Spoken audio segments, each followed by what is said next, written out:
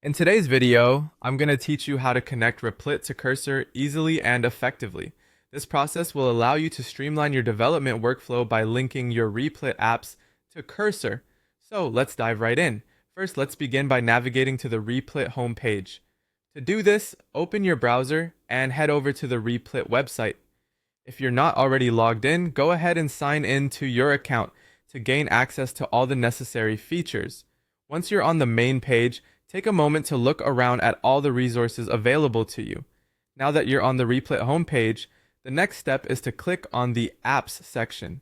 This section will provide you with a list of all the apps and projects you've been working on. It's a convenient way to view everything in one place, ensuring that you can easily manage your projects and tools without any hassle.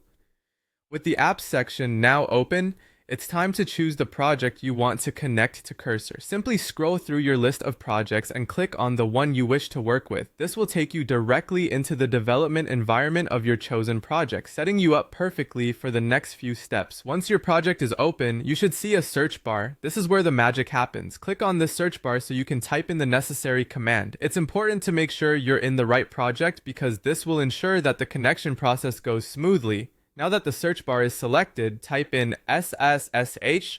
SSH stands for Secure Shell, which is a protocol used to securely connect to another computer over a network.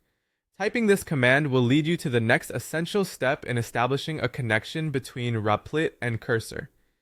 Having typed SH, look for the option labeled SSSH in the search results and click on it. Doing this will direct you to the SSH configuration settings that are required to establish a secure connection. It's important to follow these steps carefully to avoid any security issues later on.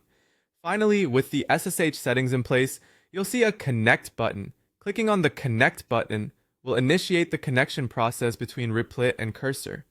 Once you click Connect, the systems will communicate, allowing you to seamlessly start working between your Replit environment and Cursor. And just like that, you've successfully connected Replit to Cursor. This connection empowers you to enhance your development experience, granting you more flexibility and ease when working on your projects.